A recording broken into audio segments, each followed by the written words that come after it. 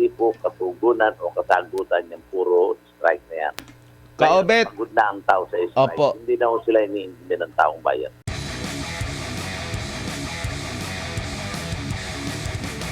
Opo, muli na naman pong nagsagawa ng tigil pasada yung dalawang sa mga transport grupo natin, Piston at Manibela. Kaninang umaga nakapanayam namin si Ginoong Marvel Buena, hindi naman pala sila tutol dito sa modernization na program, Kaobet. Kaso parang yung ilan sa mga provision nakasaad doon yung kanilang tinutulan, like kagaya po sa mahal na presyo ng mga modernized public utility vehicle. Ano pong masasabi nyo rito, Kaobet? Well, ito kasi alam mo, Admar, matagal na itong problema nito. Yung dalawa na yan talagang ayaw sumunod. Ngayon, kung sinasabing dito sila tutol, anong problema? Talagang ganyan na inabutan sa pagtaas yan. Kaya nga kami mga nauna nang mag-purchase. Noon ako, I have now 65 units. Na-purchase ko ito ng halaga ay 1.8 million. So that was 2018. Ngayon, talagang nagtaasan ng mga parts, nagtaasan ng mga supplier natin, talaga medyo may kataasan. At yan niya ang binabalangkas ng ating DOTR. Ano ba ang dahilan ng pagtaas? Ngayon, meron kami suggestion sa ating kagalang-galang na kalihim na ipatawag lahat ng dealer at malaman natin ba't sila tumaas. Ngayon, sa iba naman talagang nagtaasan na ang halaga ng mga bilihin, mga piyesa na yan, gagaling ng Japan, iba. Ako kasi puro Isuzu ang ginamit ko, Japan Free. But locally manufactured ang body. Ngayon, maabot ako ng 2.4, 2.5 million. Nakakaya pa naman namin. Pagkat hindi naman po pwede na sakayon sila, yung gusto lang masusunod. Pero tayong tinatawag ng Philippine National Standard. Ang gusto nilang mangyari, ayon sa aking balita, abay pa rin mga lumang makina yung kakabit nila, yung gusto nilang mangyari, ang dapat nilang susunod na sa modernization, pero yung gusto nilang sistema ang ilalagay nila. So hindi pa rin modernize yun kung luma pa rin yung makina? Tama po yan, hindi po modernize. At yun ang sinasabi ko, bakit hindi sila maipag-dialogue sa ating pamahalaan? Sa kagawaran, kay Secretary Bautista, bukas naman po ang kanilang pintuan. Kay Chairman Jojo Guadis, at mapag-usapan lahat yan. Hindi, kaibigan Admar, hindi po katugunan o kasagutan yung puro strike na yan. Kaobet, Pagod na ang tao sa strike. opo. Hindi na ho sila iniintindi ng taong bayan. Nabanggit nyo po 2.4, 2.5 pero sa milyon, sa panig ninyo nakakaya naman. Itong ganitong halaga po ng modernized jeepney, mga ilang taon kaya yung bubunuin para ito ay bayaran fully? Kasi alam natin, installment talaga ito. Wala talagang kakayanan yung mga... Ako dyan sa namin, ay 5, 6, 7 yan, mga 7 taon. Pero palagay ko, yung 4 na taon, mababayad na ito. Kung talagang masinop at maayos ang pagpatakbo ng namumuno ng cooperative at ng corporate. Tsaka sino yung para at least malaman lang ng ating mga kababayan. Kasi di ba iba rin yung operator, iba yung driver. Sa pamamagitan nitong pag-consolidate, meron pa bang operator, meron pa bang driver o kooperatiba na? At yung kooperatiba na mismo, so lahat na yan, marami yan, hugpong yan, na sila yung magtutulungan para mabayaran yung kanilang mga units. Tanap po ba? Tama po yan. Ang ibig sabihin, ang isang ruta, hindi po apektado ang driver dito, operator po. Ang mga operator sa isang ruta ay magsasama-sama, magpoforma ng cooperative corporation. Yun po ang mangungutang ngayon. So yung kikitain yan, ilalagom po lahat yan, lagom ang kita, pagkakaroon ng proper dispatching para gumanda ang kita, maayos sa pag-dispatch, maayos sa management. At yung pong matitira, after paying all the expenses, kasama na ang amortization, yun po yung pagpapartipartihan ng mga co-op. Kanya sabi ko nga, makakaya ito at bakit ba hindi? Kanya may suggestion sa Secretary and the Chairman, yun muna mga viable route ang unahin natin. Hindi naman po ibig sabihin na nag-consolidate ka na ibibili ka na ng bagong jeep. Kasi talagang may mga ruta naman po talaga ng jeep na talagang maiksi na hindi naman viable ang magbago ng sakyan. Ang sinasabi lang po rito, mag-consolidate kayo, mag-practice na kayo, mag-paandar ng proper dispatch proper dispatching of units, with management, magsama-sama kayo At nang doon, hindi naman nagkakaroon ng problema. Agawan ng paseros dito, agawan dito. Mm. Kasi nangyayari ang kaibigan at Mark, kung mga individual operator. Kasi nga, kailangan kumita ang driver, kailangan kumita ang operator. Pero once it is a cooperative, kung ano man ang kitain ng buong ruta na yan, after reduction of all expenses, maghahati-hati po sila. Opo. Wala, maisasais natin magandang pag-service sa ating mananakay. Mm. Bilang ho ang ginagawa ng DOTR ngayon, sa pagbili naman ng jeep, yung mga hindi viable na ruta, hindi naman ho pinipilit ng ating gobyerno. Mhm. Kanya ako'y nagsuwestyon sa ating kalihim at sa chairman, yung mga viable routes na kaya namang magbayad, yun ang unahin natin.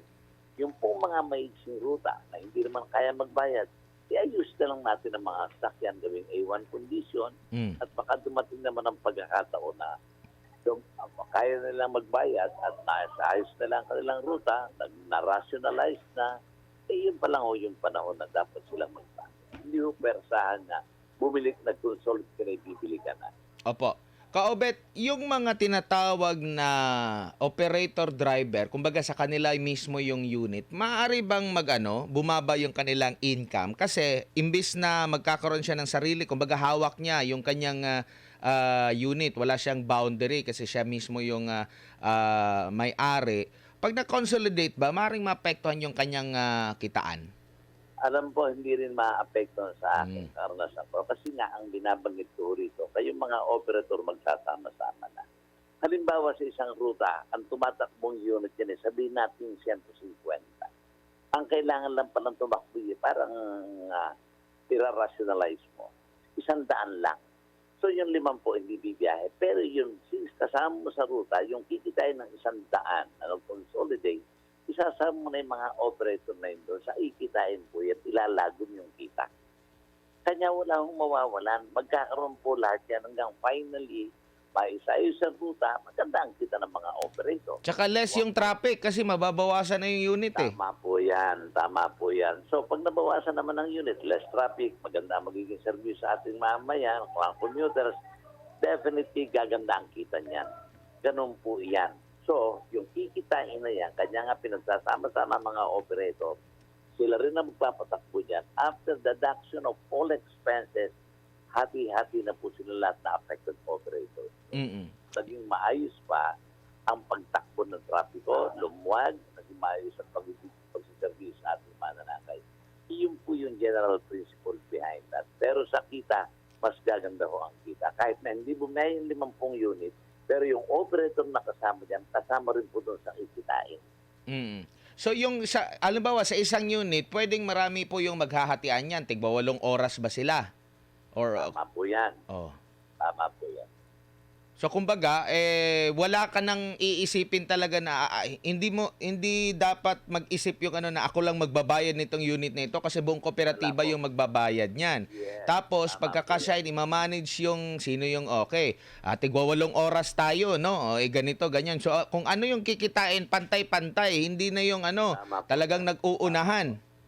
Yes, yun po yung principle behind that. Kanya gaganda ang pagsiservice sa ating mananakay, luluwag ang traffic, meron siyang aware ng driver, sapagkat naging maayos yung proper dispatching, naging maayos na po yung pag-ikot niyan. Kanya magkakaroon ka rin ng oras niyan, o ganitong oras, maglalagay na tayo ng mga jeepneys na para doon lang ang mga paseros. Madidisiplin na po natin lahat yung kaibigan at Mm-mm. Yun lang po ba yung pinakamura po ninyo na alam na modernized jeepney Kaobet, yung nasa 2.4? Ay ako kasi yung 2.550 hanggang doon lang po ako. Dahil ako kasi ang ginagawa ko, nagpa-purchase ako ng sa Isuzu at nagpapagawa ng body sa local manufacturer natin dito. Like for example, yung akin po Del Monte, mas nakakamura po ako doon. So hindi siya set na parang separate yung makina tapos magpapagawa ka basta ayon lang sa specification standard na ipinapatupad ng pamahalaan, basta swak doon kahit na ikaw yung diskarte mo na magpapabuo ka ng kaha, okay lang pala yun. Tama po yun. Kanya po ako, may dealer ako, isusuma nila ang dealer ko, doon nila babayaran ng bangko. Pero ang dealer ko, kausap din namin ng aking local manufacturer ng body, halimbawa Del Monte Motors, mag-uusap kami, pati aircon kasama na dyan, mas nakakamura po yun, yung gano'n. At pumapayag naman po ang bangko sa ganyang kondisyon, Kasi yung dealer naman ang babayaran. Ang dealer naman, siya naman magbabayad doon sa bodybuilder namin. Mm. Yun ang ginagawa ko. Hindi Opo. ako bumibili ng mga Ready-made. complete ready-made from China. Alam po akong China. Yan ang Oo, mga pwede mahal yan. pala. So, diskarte nyo lang yan. Pero, pwede rin na makamura ba? Meron ka bang alam na makakamura? Like, halimbawa, walang aircon, okay lang ba yon? Pwede naman nung walang aircon. Kung walang aircon, less 250,000 yan. Oo. Pwede naman nung non-aircon. Ganyan lang. Talagang ang tao ngayon, kaibigan. Parang, Yun nga rin po. Gusto talaga ng presko. Naka-aircon na po talaga. Ang gusto ng tao ngayon. So, diskarte lang talaga yung tamang management. Pero, opo. Tama. Pero some routes naman na kailangan din naman yung layo ng aircon. Pwede naman po yun. Nasa diskarte na po ng mga cooperative yan. But definitely, lahat talaga gusto ng naka-aircon. Opo. Kaobet, yung itong mga piston, manibela, sa pagkakaalam nyo po, meron ba silang kumbaga parang sariling, kumbaga yung mga members ng ruta na yon, karamihan, o di kaya lahat, kanilang mga member? Ako hindi naman po lahat ay kanila. Okay. So kumbaga parang ano din pala, sa isang ruta, possible na iba-iba rin yung membership. Yes, tama po yan. Merong pasang Mazda, may piston, merong Pedudap, may Acto. Pero meron po bang pagkakataon ka, Obet, na iba yung membership nila pero nagkaisa sila doon sa isang isang kooperatiba? Halimbawa, kasi nga sa isang ruta lang sila, iba yung member siya ng piston or ibang member siya ng iba, tapos nagsama-sama sa isang kooperatiba. Meron po ako alam na kasong ganyan nagsama-sama. Pero meron din naman pong ibang kaso na merong pisong nag-consolidate, na andun yung aming yung ibang grupo, pero nagsama na sila. Pwede naman ho silang mag-merge sa management. Pero baka nahihirapan sila kasi wala silang gaanong membro. Yan ang problema nila. Kanya ho ganon. Ako, kaibigan at mare, wala na ho, sawa na ho ang tao dyan sa tigil pasada na yan. Nakita nyo ngayon, normal ang biyahe. Ang sasabihin mo, pag na-interview yan, 90% paralyzed. Normal po ang biyahe. Nagmo-monitor po ako. Last July po, Kaobet, yun nga, pinanghawakan din itong dalawang grupo na ito, yung naging resolusyon ng mga senador, 22 senador, ang nag-aproba na pansamantala mo ng i-postpone itong implementation ng modernization program. Pero si BBM ay kanya itong tinutulan kasi nabanggit niya parang 7 beses na ata na naantala. So Tama enough po yan. na panahon na yun para talaga makapag-consolidate. Tama po yan. Mm-mm. At nagkausap din po kami ng Pangulo ng Senado na hindi naman sila tutulong sa modernization. Gusto na lang isaayos. Pangulong Sisi Escudero. Nag-meet po kami niyan bago minute bago minute yung dalawang grupo na yan. At sinabi niya, hindi kami tutulong dito, hindi namin pinapayagan. Ituloy niyo lang yan, ituloy niyo. Pero kanya lang, ang gusto niyang mangyari, meron pang mga dapat ayusin ng DOTR at LTFRB. So sabi ko, along the way of this project, talaga you will encounter problems at yun ang kailangan ma-overcome. So hindi, alam pong sinabi si Senator Chis na itigil yan, yung 20 pumirma, hindi po pinatitigil. Liliwanagin ko po, kausap ko mismo ang Senate President ng grupong Magnificent 7, hindi namin ito pinatitigil. Ang amin lamang dito, na nagpasa kami ng resolution, ayusin lamang ang pagpapatakbo ng mga modern business na ito. Sapagkat ito ay tinaldukan na po ng Pangulo during our meeting dito sa San Juan noong April 14 yata o April 17 na. Tinuldukan na po niya yan. Hanggang April 30 na lang ang consolidation. At kung yung hindi magko-consolidate, tama na.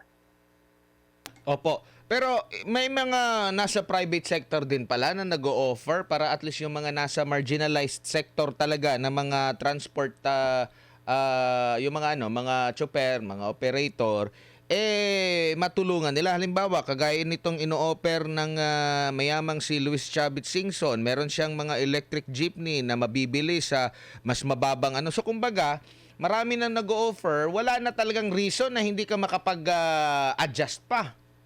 Tama po yan. Sapagkat nabanggit po yung kaibigang Admar, si Governor Chavit, kausap din po namin yan. Actually, may isang prototype na siya dyan. Marami na pong order ang grupo namin yan. Iniintay na lang po yung parte nilang mga unit from Korea. At marami pa rin kami pinag-uusapan yan, yung mga charging stations, saan ilalagay. Kanya yan, sabi nga kaibigan Admar, along the way of this project, we will encounter problems. At yung problems yan, kailangan ma-overcome natin, mabigyan ng solusyon. So, ganun ho yan. Governor, may mga parating, base din po sa Philippine National Standard, ang pinag-uusapan namin ngayon, saan ilalagay ang mga charging station na viable sa mga ruta na yan. Oo, tsaka ano rin, masyado nang matagal din itong programa na ito, and yet parang hindi pa yata nila nasubukan, nagrereklamo na agad sila. Kaya nga po, tanungin nyo kung may modern jeep sila. Kasi imbis na, kasi pwede naman siguro mapag-usapan yun na along the way. Halimbawa, nakapautang sila. Pwede naman siguro nilang ipanawagan na saglit lang, hindi kami makakapagbayad muna kasi masyado talagang, pwede naman gano'n na along the way sa inyong na doon kayo humingi ng tulong kasi nasubukan ninyo pero medyo gipit pa talaga, di ba? Mas maiintindihan pa siguro. Kanya po, kaibigan Admar, bukas ang pintuan ni Secretary, bukas ang pintuan ni Chairman Guadi. Bakit hindi sila magpinal ng usapan? Minsan nasasama pa ako sa mga meeting na they are not against modernization. Pero ano itong ginagawa nila? Namimirwisyo ng taong bayan. Di po ba? Kasi yung mga gusto nilang mangyari, hindi naman acceptable sa gobyerno. Ang gusto nilang mangyari, yung gusto nila ang mangyari, hindi naman po pwede. Meron tayong Philippine National Standard na pinag-uusapan dito. So dapat sundin dito sa mga pagbabago ng ating mga sakyan. Opo. Kaobet, lagi akong nakakatanggap ng mga tanong na ganito like sa modernized jeepney ba, mawawala ba yung iconic na itsura ng jeep? Actually, kaibigan Admar, sa mga interviews ko, merong iconic look na modern jeep. Pero ang iba natin mga kasabahan, ba't parang ginugusto na itong parang klaseng minibus kung tawagin nila? Kasi nga nagbabago tayo eh. Pero yung iconic look, meron ho niyan na Philippine National Pwede pa rin gamitin. Standard. Yung itsura. Gamitin. Oo nga po. Merong gumagawa niyan, yung Santa Rosa Motors. Oo, so hindi ibig sabihin mawawala yung iconic na itsura. Depende na lang talaga yan sa natin, sa mga Sa kagustuhan. sa kagustuhan. Opo, ng mga cooperative. Oo, tsaka ang nagustuhan ko kasi dito sa modernized na jeepney, nabanggit mo nga, komportable, tsaka mababawasan na yung yung pollution din kasi hindi na ito luma, and mababawasan yung traffic. Opo, meron pa niyan, mababawasan na yung mga snatching ng hika. Tama. Sa mga pasahero. Oo. At magiging ligtas po ang kanilang pababa ang sakay kasi ang sakayan at baba Sa gilid na. kanan sa unahan o gitna. Yung luma nating jeep, nasa likod po, maraming napuputulan ng pad yan, kaibigan. Tsaka hindi ka na nakayuko pagpasok mo, Kaobet. Tama po yan. Yan po yung mga conveniencing may dudulot ng pagbabago nito sa ating mga bagong jeepney. Oo, hindi pa nga napag-uusapan yung magiging cashless na, Kaobet, sa ibang bansa, ganyan na eh. Tama po yan. Diba? Papunta rin po ito sa... actually, merong automatic fare collection do, pero talagang, alam mo, ginawa na namin ito sa unit ko. Napakahirap talagang turuan ng ating mga Pilipino. Yun Ako nga naman. rin. Oo. Nandito pa tayo sa kumbaga one step at a time tayo, no? After nito, yung cashless na naman. Ang sinasabi nila, bihira lang naman ako sumakay dito, bibigyan niyo ako ng card, babayaran ko yung card, sayang ang pumatay ko, gusto pumatay lang ang dala ko. Kanya din natin mapilit yan. Tsaka siguro, yung sa cashless, hindi yung, halimbawa, itong card na ito, para lang ito sa jeep, iba rin yung sa MRT. Hindi ka guys sa ibang bansa na yung pang-cashless mo sa MRT, yun din yung pwedeng gamitin mo sa bus, yun din yung pwede mong gamitin pambili sa mga convenience store. Kumbaga, Para pong, all-in-one siya. parang ang sinasabi niyan, octopus card. Para Parang ganun po, no, sa Hong Kong na talagang lahat. So, kumbaga, masusulit yung pagbili ng mismong commuter kasi all-in-one na ito. Opo, pwede sa MRT, pwede LRT, pwede sa mga malls, lahat. Tama. Yan po yung aking suggestion. Oo, kaso hindi pa na-introduce yan. Ang ating naririnig pa, reklamo pa lang sa mga sa modernization, reklamo agad. Tama po. Kaobet, maraming salamat po sa inyong oras at panahon. Sa ulitin po. Maraming salamat. Thank you. Si Kaobet Martin, ang pinuno o presidente po ng Pasang Mazda.